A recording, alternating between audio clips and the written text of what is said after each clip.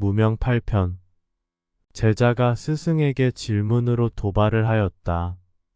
스승에게 셋 셀 때까지 자신을 깨치게 하라는 것이다. 비현실적이지만 깨침의 세계에서는 충분히 가능한 일이다. 자, 이 공안을 그대가 마주하였다면 어떠한가? 우선 제자가 스승에게 도발적으로 이런 짓을 했다는 것은 내가 보기에는 적어도 3년 넘게 배웠는데도 깨침에 대하여 스승이 알려주지 않았거나 제자가 보기에도 스승의 깨침이 의심스럽기에 이런 극단적 방법을 사용했지 싶다. 한마디로 스승보다 제자가 나은 형국인데 그래도 스승은 스승이니까 각자가 스승의 입장이라면 어떠했을까? 나라면 제자가 하나를 셀 때 30방 가르쳤다. 그러면 제자는 두들겨 맞는 즉시 깨침을 얻었으리라. 왜냐하면 질문의 근기는 해답을 바로 불러오기 때문이다. 얕은 의심을 통하여 질문하는 제자는 최고의 제자이다. 또한 스승은 즉시 자신이 깨친 바를 제자에게 알려주어야 한다. 스승도 처음 깨침의 길에 발을 내디딜 때 의심을 통한 모름 때문에 그 역시 이전에 스승에게 질문하였다.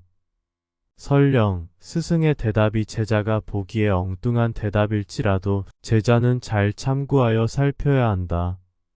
처음에 문답을 통하여 스승이 제자를 가르칠 때 자신의 추체를 소멸시키는 법을 알려주는데 예를 들면 언어에 매이지 말고 자신이 실체하지 않는다는 것을 가르쳐준다. 그러나 이것은 분명 과정이다. 깨친 후에도 이런 문답을 하면 오히려 어긋난다. 스승과 제자의 관계는 필연적일 수밖에는 없지만 깨친 후에는 가능하면 자신만의 길을 가야 한다. 스승이 무소유의 길을 간다고 하여 자신의 목적지가 무소유일 필요는 없다. 스승이 무아의 길을 간다고 하여 자신도 무아가 되려고 할 필요는 없다.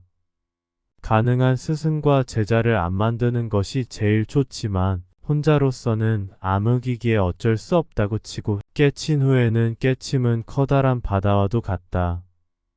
바다가 강물을 흡수하는 것이지 바다가 강물이 되려고 하지 않는 것과도 같다. 스승은 강물이요 깨침은 바다이다. 그러나 그 바다는 끝없이 거듭나야 한다. 즉 깨침은 한 번이 아니고 끝이 없는 것이다. 마침내 자신의 세계가 정립되면 막힐 것이 없으며 부처든 예수든 그는 그이고 자신은 자신이다.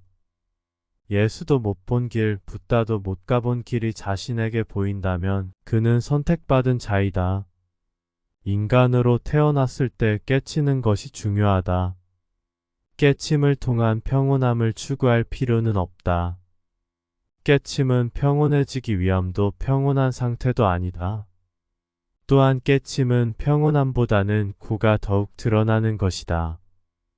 그러나 깨침을 통하여 고를 알던 평온함을 갖던 그런 부수적 결과물은 그대로 놔두고 무엇을 깨치냐가 중요하다. 즉 해독제가 달콤하든지 쓰던지 상관없이 어떤 약효가 얼마나 정확하고 강력하게 지속되는가이다. 간절한 기도를 통한 법력.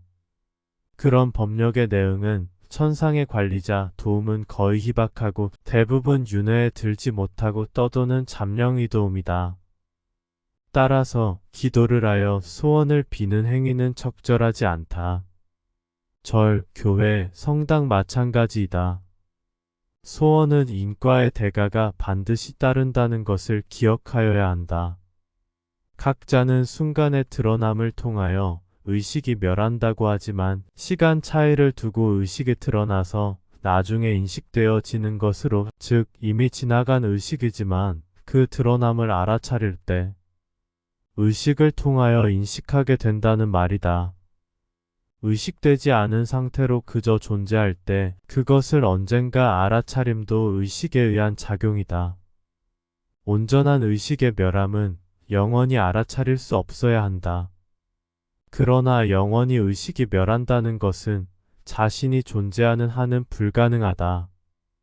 의식이 나쁜 쪽으로 흐르면 번뇌가 되는 것이고 의식이 좋은 쪽으로 흐르면 지혜가 된다. 지혜로운 자의 의식은 당연히 지혜 쪽으로 흐른다.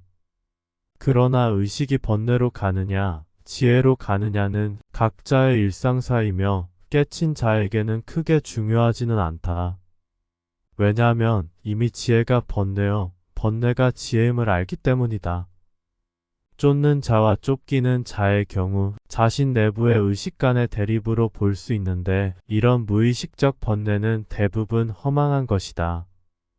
쫓는 자와 쫓기는 자가 순간에 숨어도 언젠가는 드러나기 마련이며 실상은 쫓는 자도 쫓기는 자도 없다.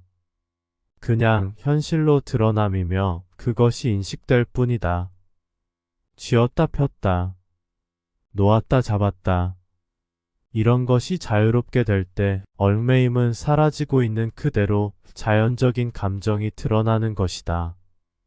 성을 내어도 허물이 없으며 모순된 말을 하여도 상관없다.